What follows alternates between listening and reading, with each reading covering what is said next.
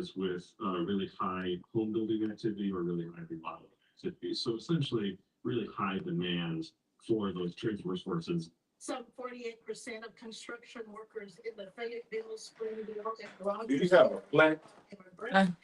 Do you have a plaque to go into, or do you have a? I need the big piece. Oh.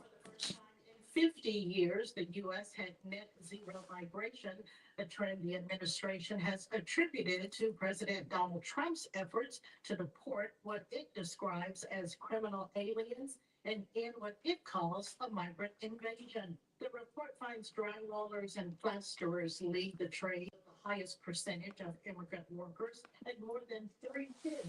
And from all roofers, painters, and floor installers are also immigrants. Process efforts to sustain curb immigration in the U.S. could put a strain on housing affordability, already a major issue across the country.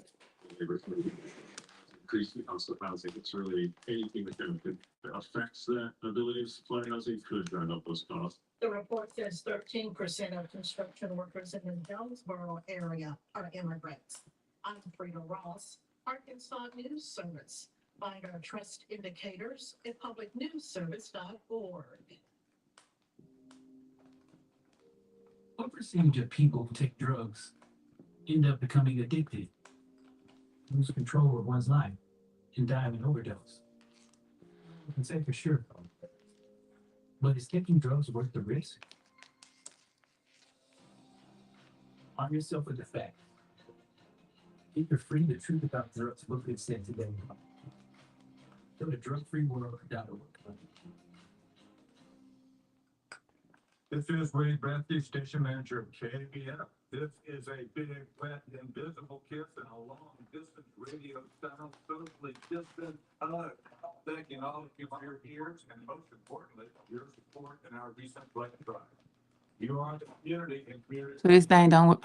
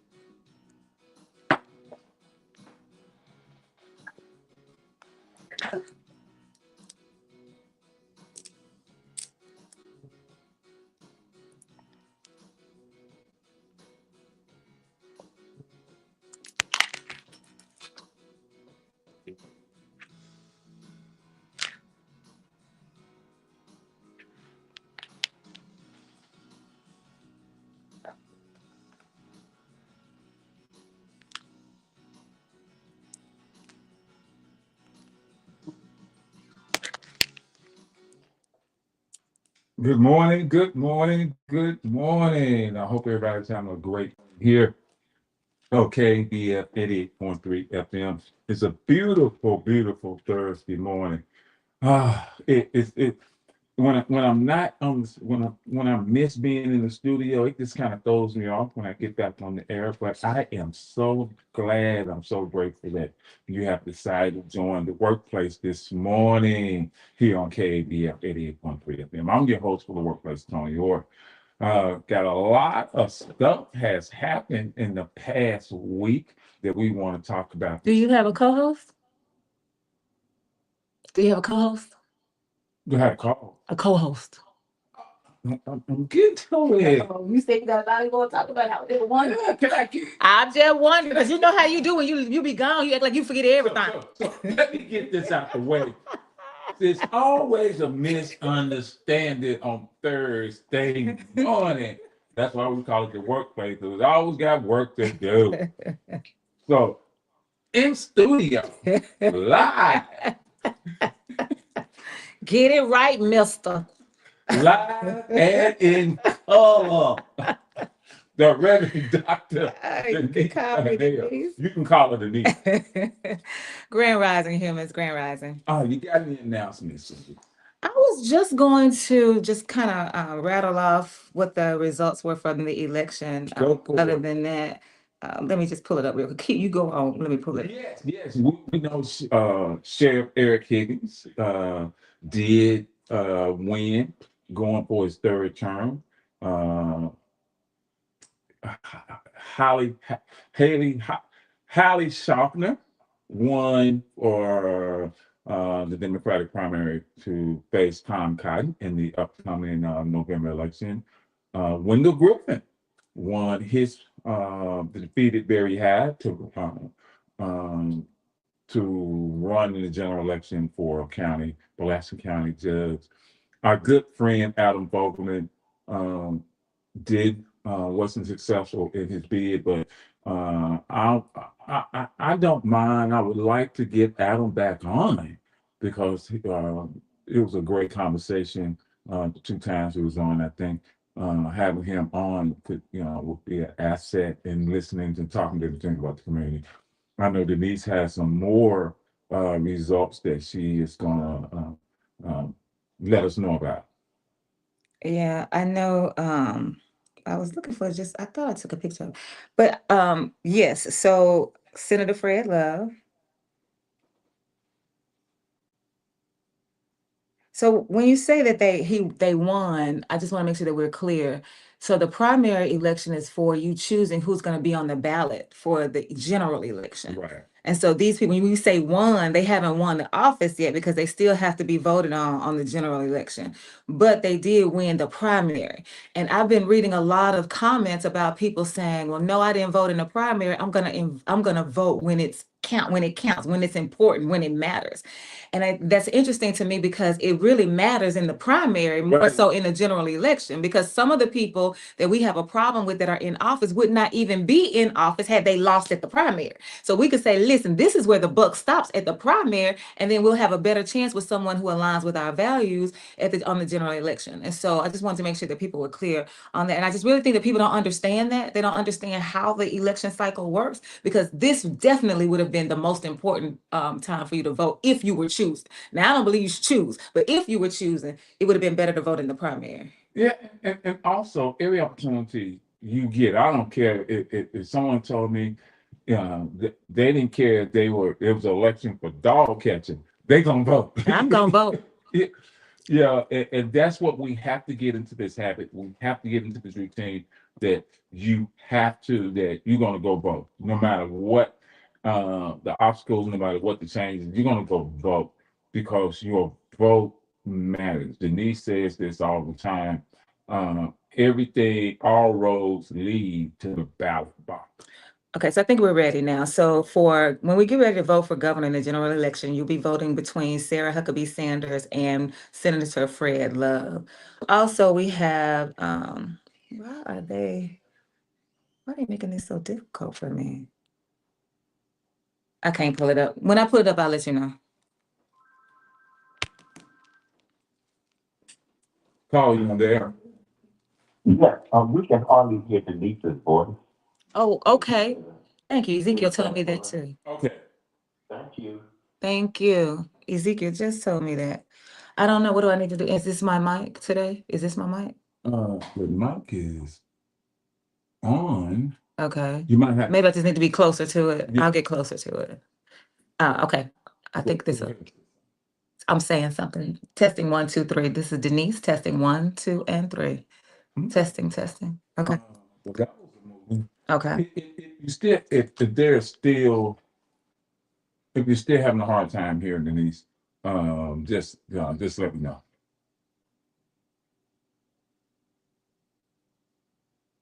Are we through? I can't find it. Okay. I said I'll let you know when I find it. Okay.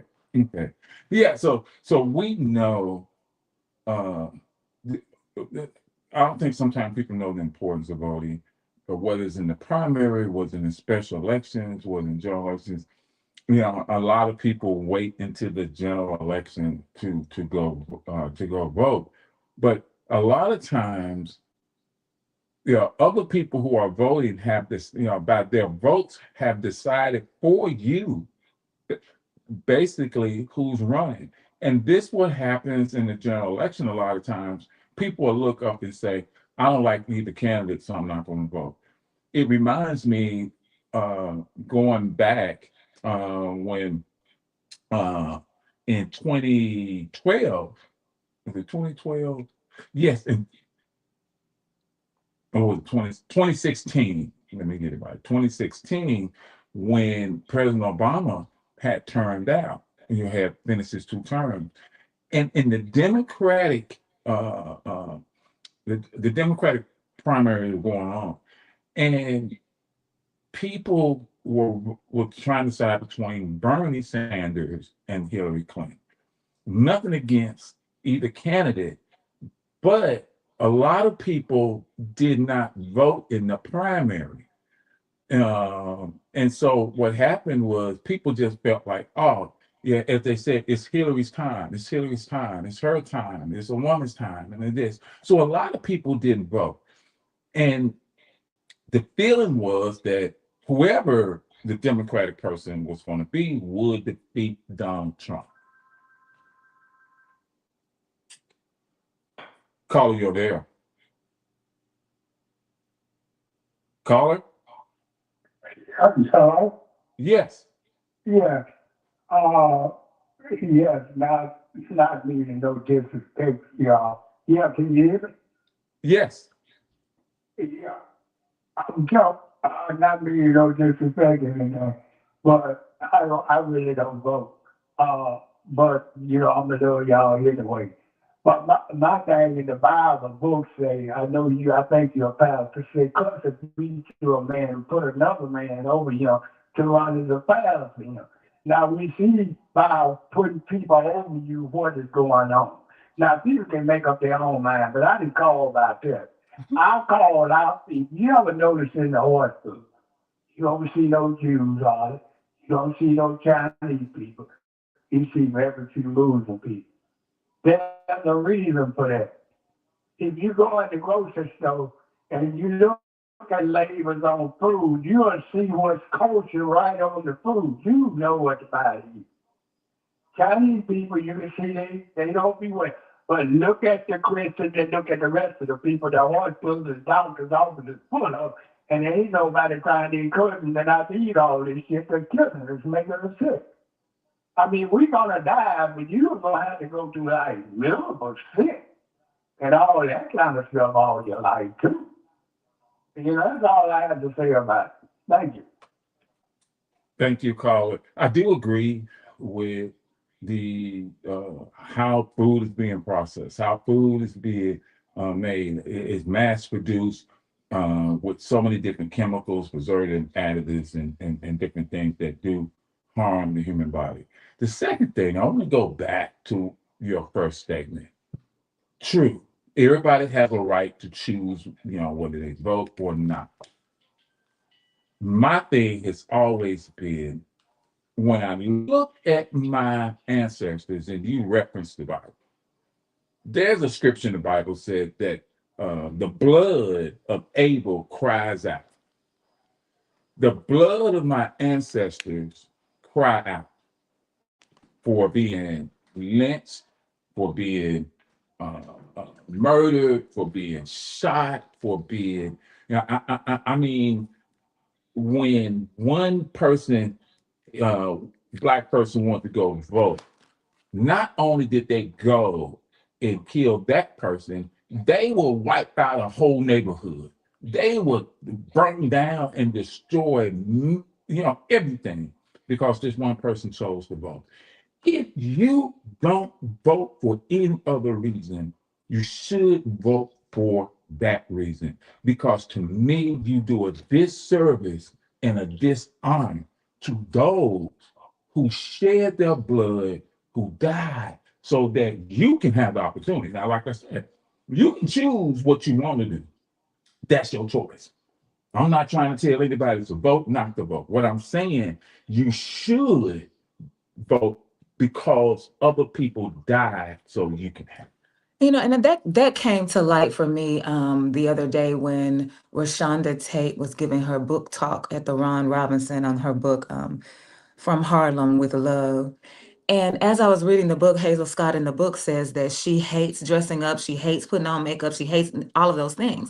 But yet when it's time for her to perform, that's what she does. And so my question was about whether or not Hazel Scott felt that if she showed up in her as her natural self, would she feel like her fans would no longer appreciate her, that people would no longer appreciate her music, who she is? Like what was that impetus to cover up how she really feels? And so Rashonda Tate's response to me, I can't tell you her response. I'm gonna tell you what I heard. What I heard her say was, yes, what you're doing is you're looking at things from you're looking at her life from 2026. And you're saying, yes, in 2026, like, I'm gonna go out however I want to go out. I'm gonna look however I want to look. I'm gonna make sure that because I'm beautiful with bald head, like all those kinds of things.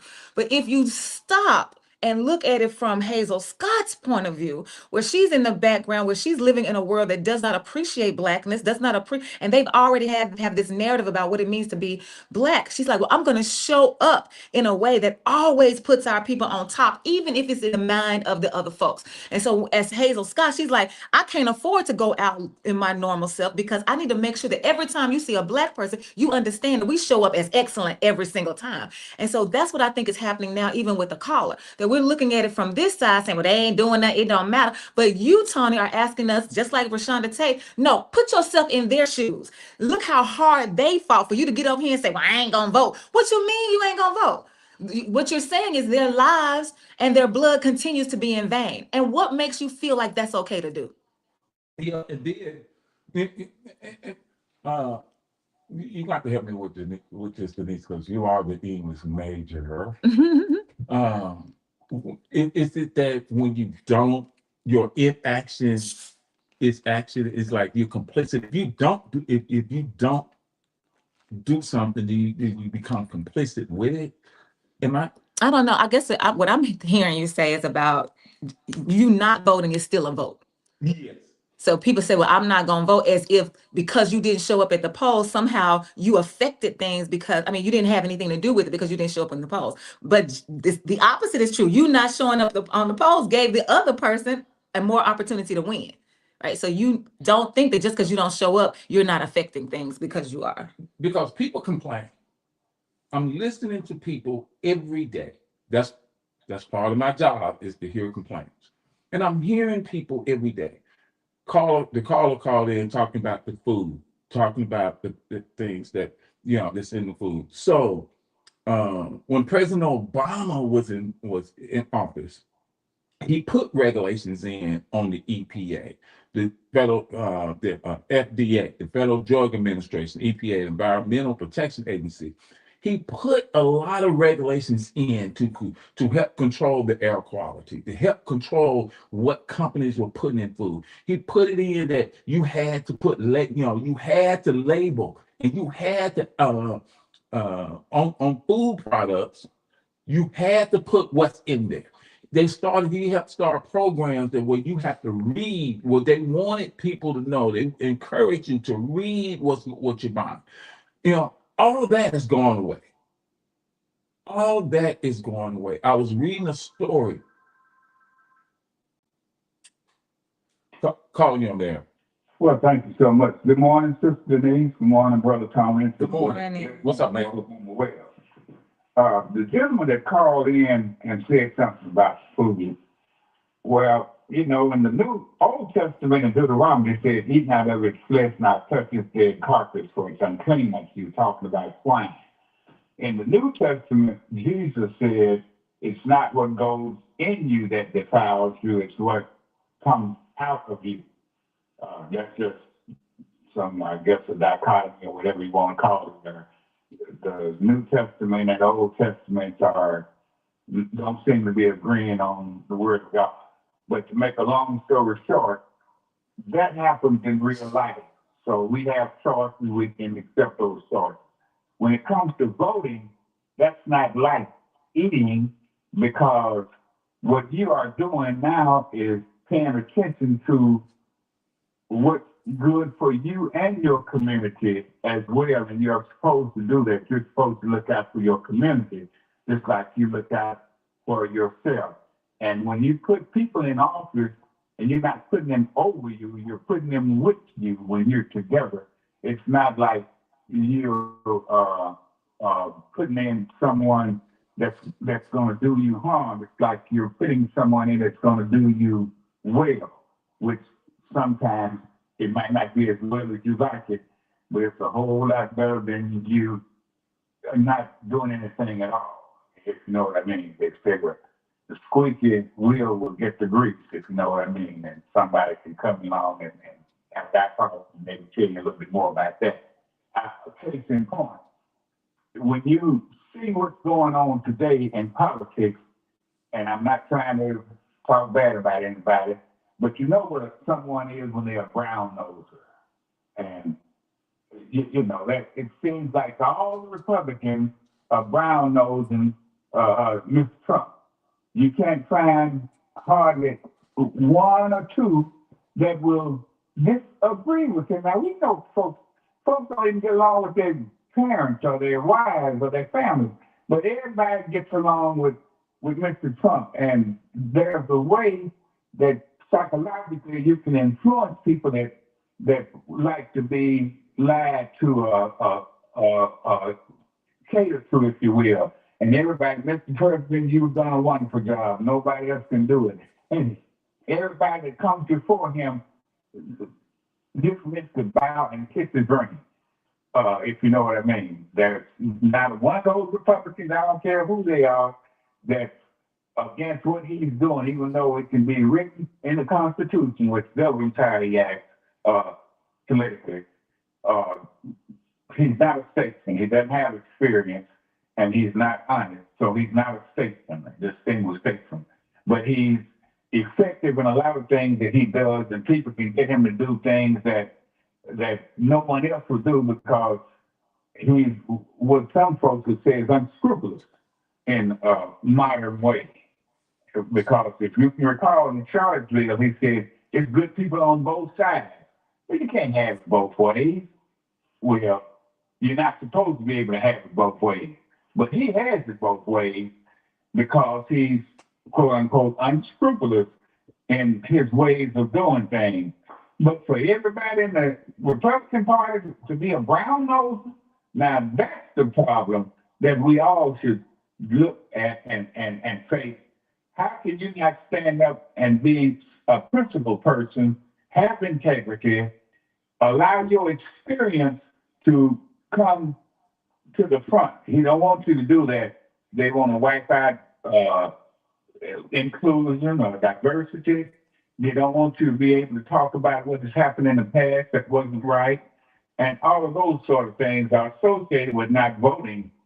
And that's why it's important to do things that you might not want to do for whatever reason, but if it's good for the entire community of our existence, et cetera, then that's what we should be trying to do. And with that, I'll get off there. And thanks so much for allowing me to speak. And I'd like to appreciate y'all for all that you do, Toney and Denise, to those who called in, those who listen, and Kay, that your microphone is not turned up. I appreciate it. I appreciate it. It takes a village.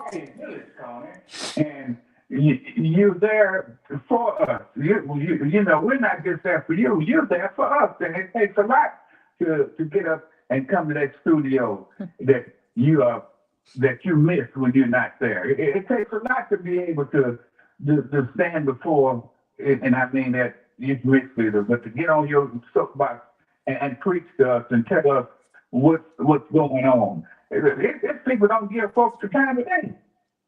So I appreciate what you're doing. I appreciate what Denise is doing. I appreciate what these folks call in and say when they tell you about how things are, you know, and why they're like they are. And that's good for folks to share, because if you don't know how someone else is experiencing something, then you'll be stuck in your own world, and we know how flawed we are. And I just get out there and thank you once again, and keep up with this work.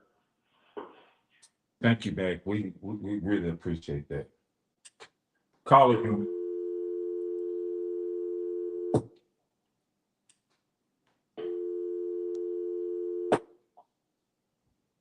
I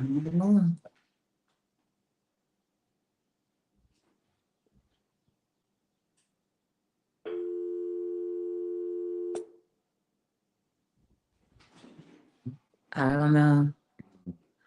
Um, Well, so I did find the list finally. So here are the election results for the primaries that we had on yesterday. And again, these are not the people who have won the office. These are the people that we are sending to the general election, and from there they will win or lose the office. So for United States Senate, Tom Cotton against Hallie Schaffner. You want me to stop and let you do that? caller, you there? Caller, Hello? yes. Yeah, I mean, I understand your point of view.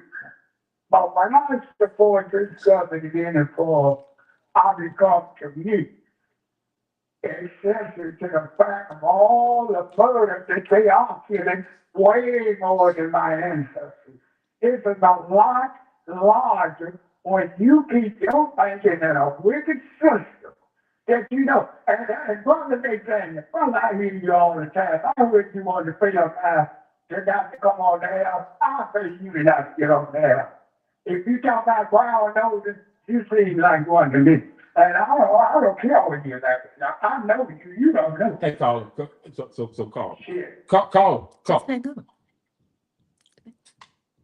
So listen. So now I want everybody to understand this.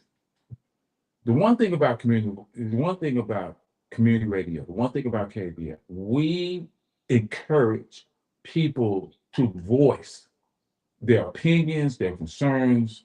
We have no problem with that. What we don't want is to go have someone come over the air and attack another person. Now, if you got an opinion about another person, or you believe that, well, this person is wrong or whatever, fine. But it's always gonna keep it respectful and not to personally attack anybody. And so we're not gonna go for that. So I ask, I demand that when you call on this show, my show, you're not here to attack anybody. If you want to criticize somebody's opinion, you want to criticize somebody's political views, fine. But we ain't going for no personal attacks. And I hope you understand that. So again, for United States Senate, the Republican is Tom Cotton, the Democrat, Hallie Schaffner. For United States House District 2, French Hill and Chris Jones. For United States House District 4, you have James Russell and Fred Love. Oh, James Russell.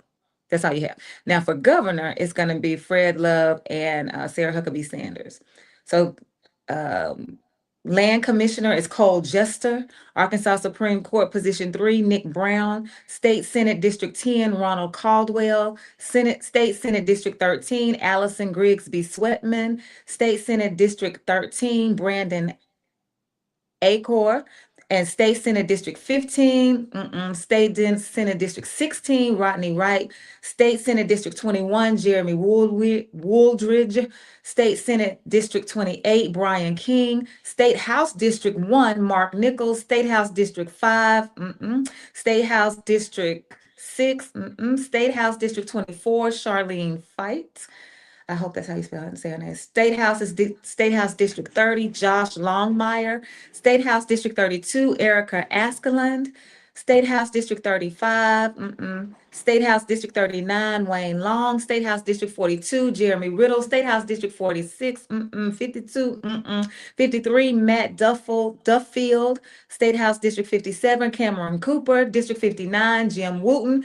District 70, Special Election, Alex Holliday. State House District 72, Talisha Dokes. State House District 81, Gina Thomas Littlejohn. State House District 82, Tony Furman. State House District 88, Dolly Henley. District 92 for State House. State House District 94, John Day. Garland County Sheriff Mike McCormick. Grant County Judge. Jefferson County Judge. Jefferson County Sheriff Lafayette Woods Jr. Lono County Judge. Lono County Sheriff Aaron Spencer. Perry County Judge Scott Skinkle. And it's, oh, wait, I'm almost done. I was getting ready to say, wait a minute. It's a lot going on. Okay, so where did I stop? No, not Kinkle. Aaron Spencer. Okay. Skinkle. Pulaski County Judge Wendell Griffin. Pulaski County Sheriff Eric Higgins. Pulaski County Treasurer Deborah Buckner. Pulaski County Prosecuting Attorney Bobby Forrest Jr. And that is it. So for those that I kept saying, that the race was too close for them to call at the time that this was printed. So I didn't have a name to call. And so here's one thing that I think when you look at this country, you know, and the way it's divided, it's in a lot of different ways, and it's always been a divided country. It's always been a divided country. There's no such thing. I don't think it ever was this united. I think it was always just the way it was in the inception of this country was divided. So I think back a couple of weeks ago to the Olympics. And so reporters were asking the American athletes, they were asking them, the United States athletes, certain questions. And there was this one, I don't know, the skier or skater, I can't remember what sport he was in, and I'm having a hard time remembering his name. But they asked him a question about being a U.S. citizen, being an American. And he said this. He said, I am an American, but I don't always agree with some of the policies that America has, which is his right. He doesn't have to agree, but that's his right. So if people start to weigh in, especially on the far right, and the president weighed in and said that he is such a loser. You know, if he feels that way about the U.S., he shouldn't even wear the uniform. He shouldn't even be on the Olympic team. They should kick him out. That's where we are. You know, and I think what happens is there's one side of this country who are like, I am an American, and I don't care what America does. I'm an American. But then there's another side that said, hold up. Just because I'm an American, there are some things this country is doing that I don't agree with. That's why voting becomes so important.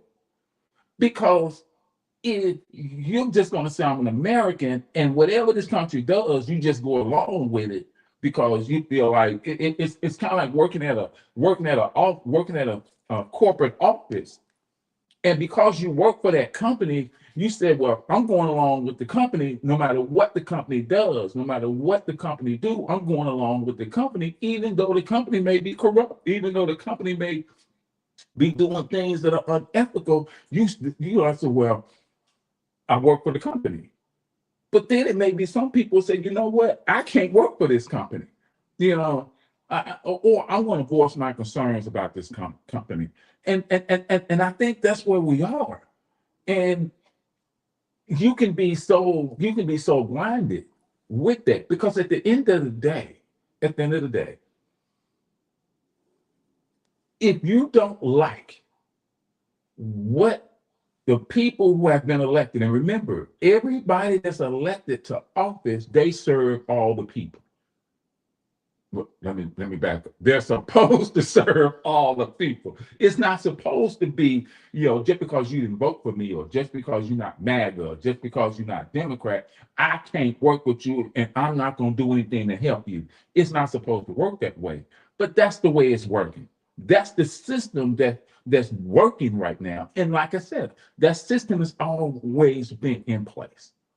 So the way you can offset that at times is to find people that if they say they're going to represent you, then they have to represent you. They have to look out for your interests, but not just your interests, but the interests of all. So I want to introduce our ancestor James Baldwin into this conversation. He quotes, this is one of his quotes: "I love America more than any other country in the world. And exactly for this reason, I insist on the right to criticize her perpetually." Let me read it again. "I love America more than any other country in the world. And exactly for this reason, I insist on the right to criticize her perpetually." The only way that you can make an honest critique on something is that you are involved, you engage, you're paying attention, and you're participating in it. So what's happening with this world that we're living in now is people are talking about stuff you know nothing about. You're not taking the time to get engaged. You're not taking the time to learn. You're not taking the time to educate yourself. You are living off, you are operating in an echo chamber, and you have decided to do that. And those are usually the louder voices, because the rest of us like, man, you sound crazy. I ain't even getting ready to get into this conversation. And I'm not even asking you to get into the conversation, but I am asking you to participate in what is going on so that you can have some informed decision to make about issues and about policies. Because there's another quote that says something about like big minds talk about issues, small minds talk about people. Right. And so we want to be operating on a higher level. And so we have the right to critique this country, not because I was thinking about that too while you were talking, Tony. I don't really ever consider myself an American. This is not something that I think about. But whenever I go out of the country, I am labeled American. And that is the time when I am out of the country. That is the time when I most hate being an American.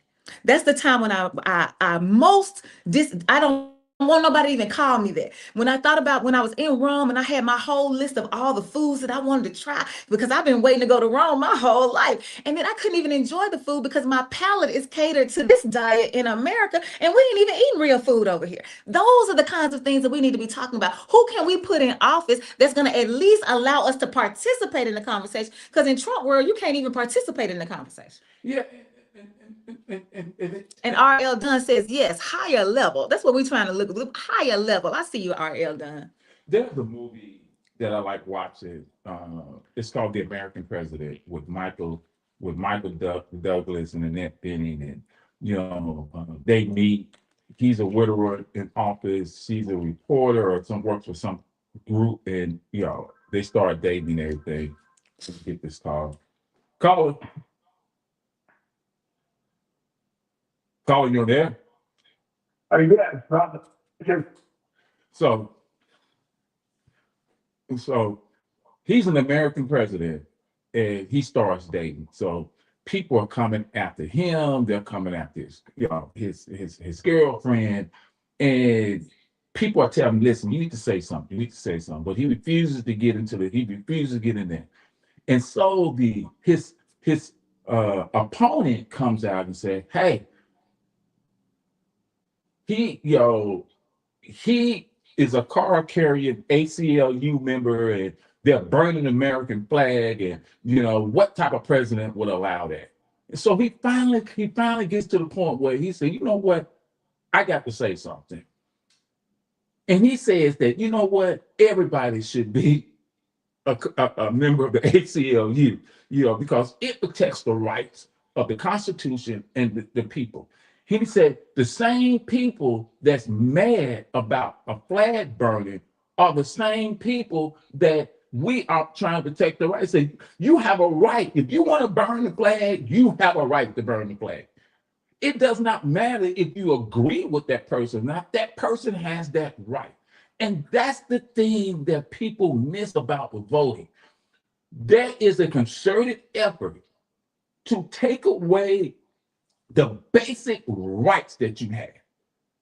You know, I think a lot of times as Black people, we never felt like we had rights. Even to this day, we don't feel like we have those rights, because we know, if I'm outside in the parking lot right now and something happened, and the police have to show up, I'm coming inside. I'm not standing outside because I know it may not end well. Now, granted, it it may be different, but because we know, or I know, there's some things that just ain't gonna play out for me. That I have to get away from it. So there are people who think they have rights, who feel like they have rights, but slowly but surely those rights are being taken away. When you don't have the right, that Congress has the right to declare. They're the ones that declare war. But now you have someone say, I don't care what you're going to do, I'm going to do it. That's the danger of not voting. That's the danger of giving all this power to one thing. The general mailbox. Please leave a message after the tone.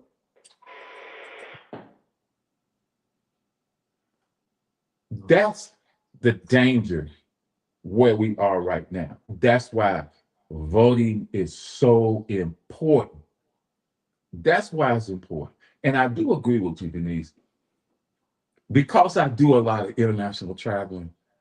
The one thing that I try to do is when I go to these different countries, very seldom am I by myself. There are some countries I go to because I've been so many times, I can just flow, just me.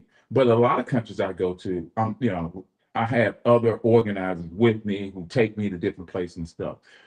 Because the minute I open my mouth, they know. If I'm just walking, that's another thing. That's one thing I do like about other countries, that I can walk down the street, and it's hard for them to label me.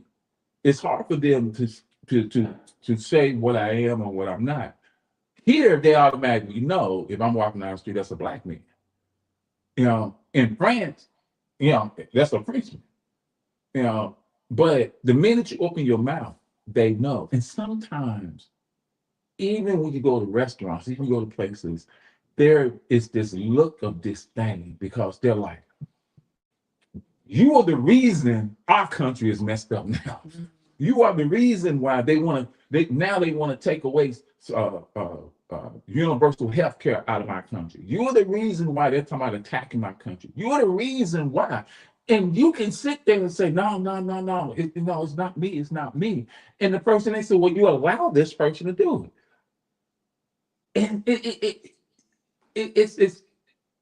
it's a hard truth sometimes, especially if I don't vote. At least I can say, well, at least I did an effort to try to change it. That's the least I could. That's the bottom line. But you have to do more. Caller. Yes, sir. Sister Denise, Brother Tony, and one more bite at the apple. And forgive me, the gentleman that was listening was actually confused about what I said. I never once inferred that he did anything except something honorable. I even thank him for being a loyal listener and calling in.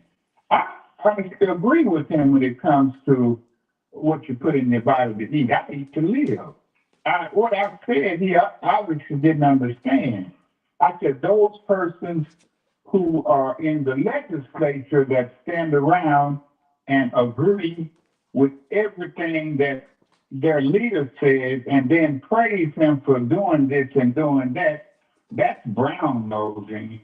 I don't do that. And I would hope that whatever I said to make someone think that they would just remember what I said and every word that I said, then they know that I didn't say anything about them personally.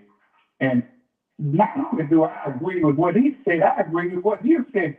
We're not Americans in that sense, because they say United make America great again. They're talking about a different America than we are. We are a community within this America. There are separate Americas, believe it or not just for us, but for people of color. There have been lots of instances where thousands of people were summarily just found to be guilty of being savages and destroyed, exterminated. Villages were wiped out with guns and violence and disease and what have you. So these are things that should be taught, and the administration and those who follow this administration don't want these things, these accomplishments to be aired and discussed. They don't want the things that happen when you vote and you're able to put in certain people to do certain things. They don't want you to teach and preach and have that before you so we can all know what's going on. And I would just hope that that caller would call back and says, oh, okay, I heard him wrong, because I appreciate listening to him.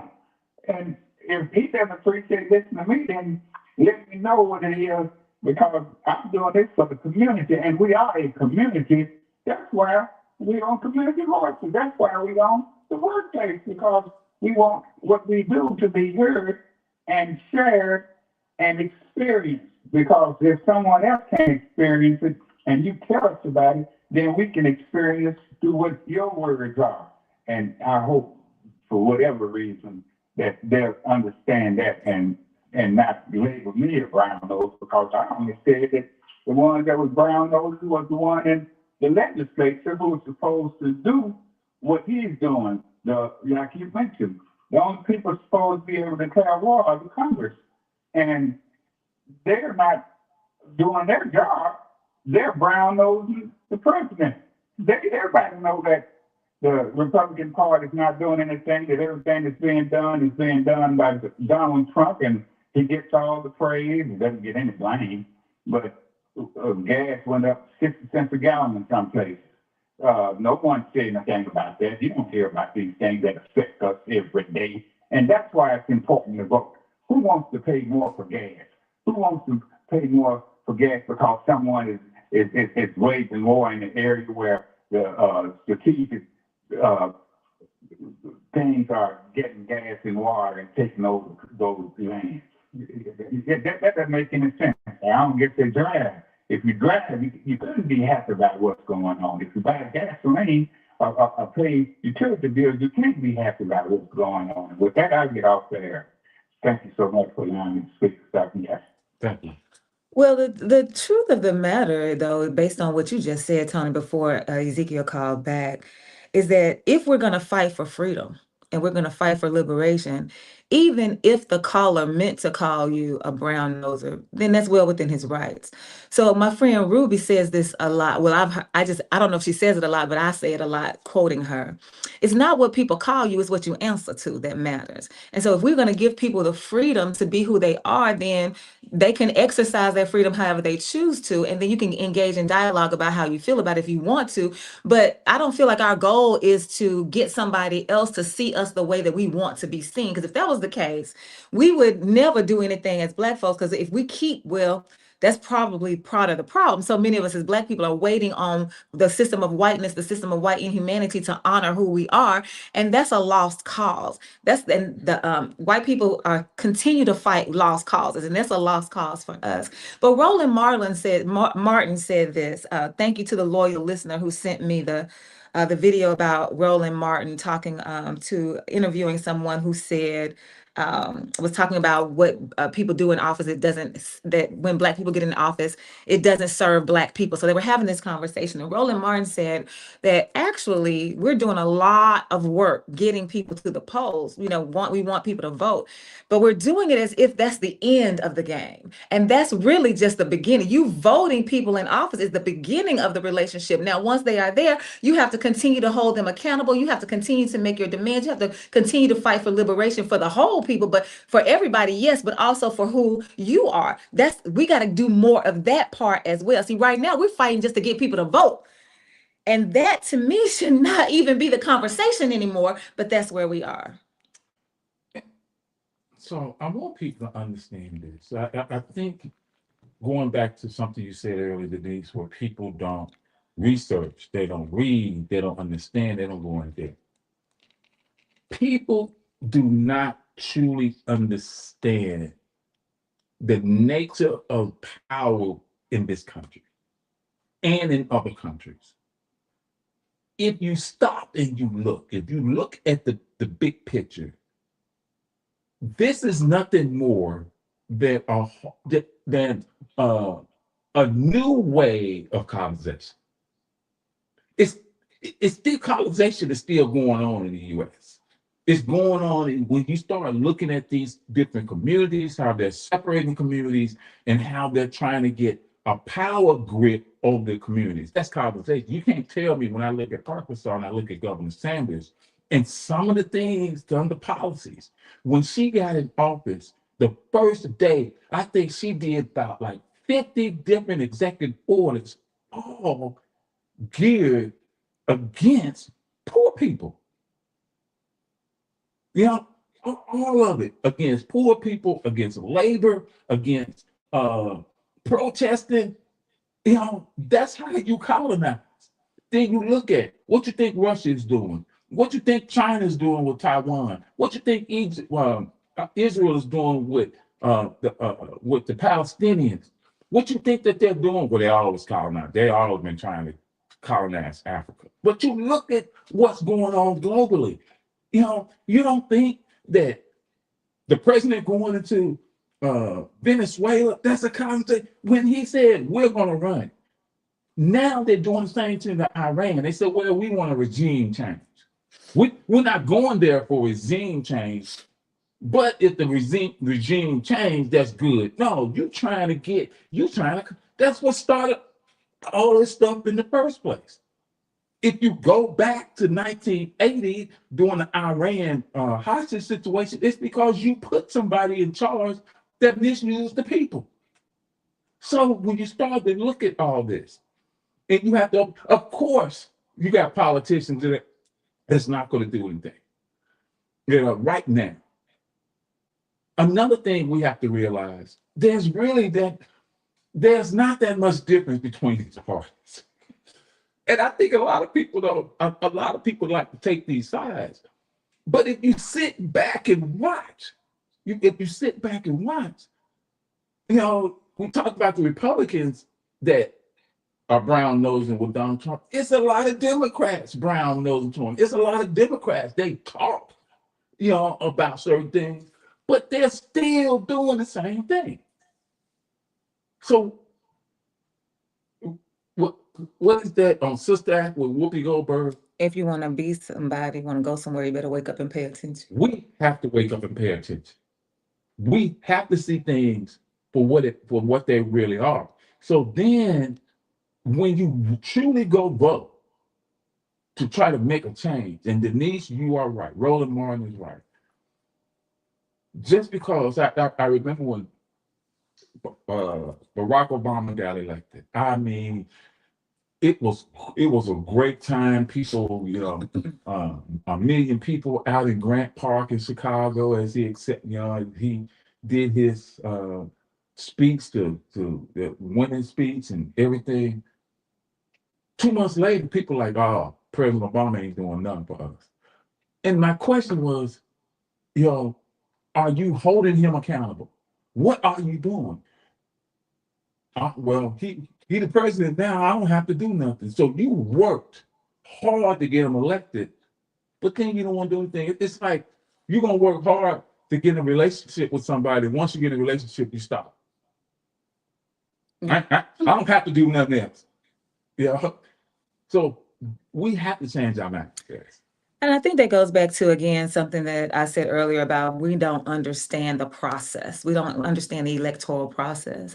But I just want to say, I was thinking about this while you were talking, Tony, and then I was thinking about the conversation between Ezekiel and the young man that calls in most of the time, telling us to look into ourselves and to come to know ourselves. I feel like the reason that we are in the state that we're in this country, and yes, across the world, but I'm more concerned about this country right now with this statement, is that that's what we do. We come for people. We're coming for the immigrants. We're coming for Donald Trump. We're coming for the Palestinians. We're coming for the Black folks. We're coming for the gay folks. We're coming for the trans. We're always coming for people.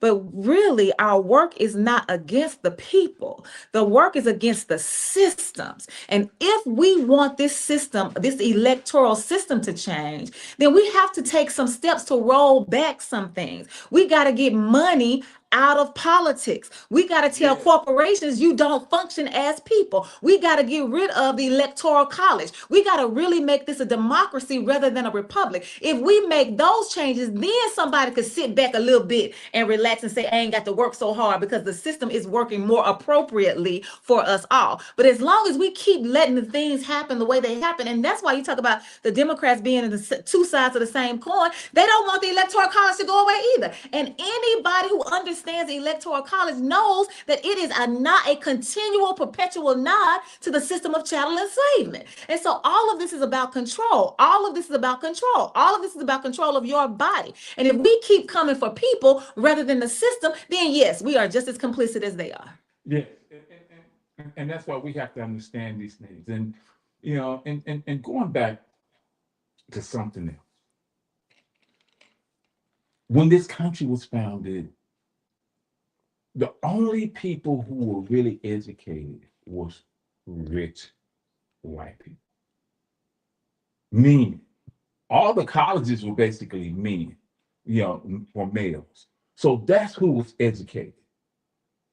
An uneducated society is a controllable society.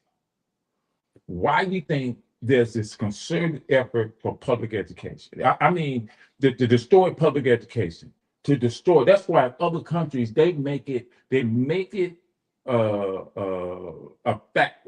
I'm saying a fact to where everybody can go to college.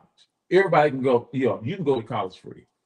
And the reason they do that, and when you look at the United States compared to other countries, we rank at the bottom of industrial countries in education, math, science, reading. We rank at the bottom, and it's like, how is that possible? I'll tell you how it's possible. It's possible because in the countries that you are naming, education is a right. Yes. Okay, but in America, education is not your right. There's nowhere in any of our documents does it say you have the right to be educated. Nowhere. And so that's how come it's easy, because we have not even centered education as something that we want our citizens to have. Oh, here's my brother, Dr. Derek. What's up, dude?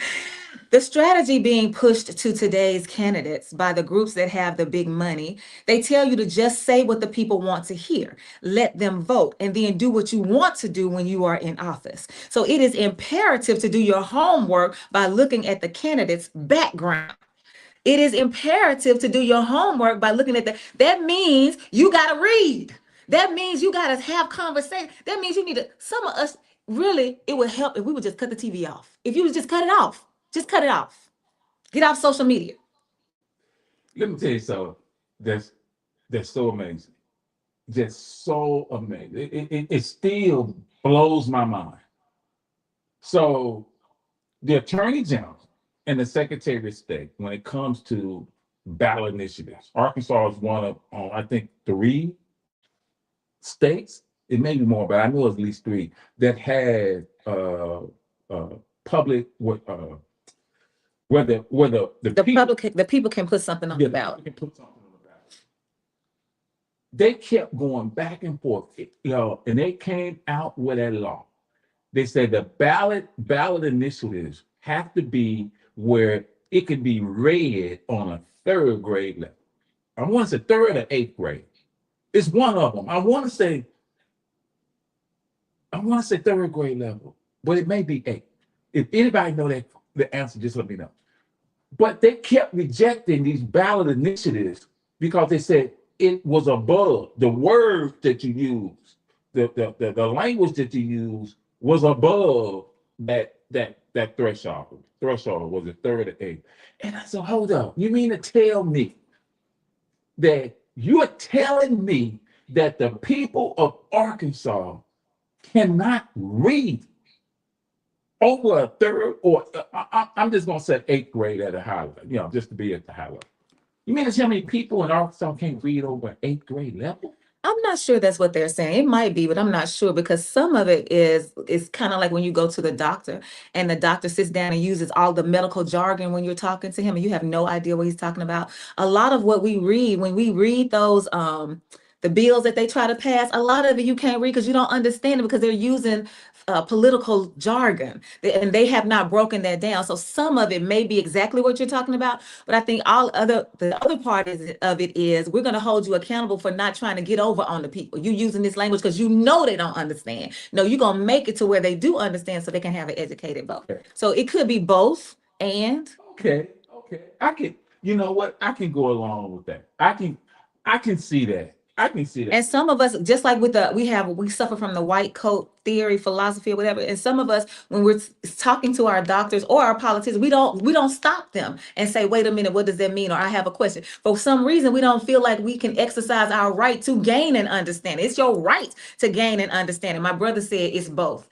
It's both that we're not reading on a higher level and they're using political jargon. So it's both. And so we have to know it's okay to ask questions. That doesn't make you look dumb because you ask questions. If you don't understand something, speak up. In all thy getting, we need to get an understanding. Okay. Yeah. Hey, we out of time finna get out of here. But one thing I do want to say, because now that these primaries are over, they're going to be ballot initiatives. They're going to be petitions that people are going to be standing around or at different places trying to get you signed. To the people that are petitioners and to the people who are being asked to sign a petition, there are people out there from the Attorney General's office who are monitoring you. And so if you're working to get people to sign a petition, you have to remember, you got to make sure you show your ID to the people. You got to make sure that they show their ID before they're signed. You have to make sure you explain everything to them. You also have to explain to them that anything that's false on here can be a misdemeanor offense, and you can be convicted. You can be convicted. Yes. It's 10:02. Oh, got to go call. You got to wait the next Thursday to call me back, or Tuesday on Community Voices. So thank you for tuning in today. Really appreciate you. Thank for the callers. Enjoy the rest of your day and the rest of your weekend.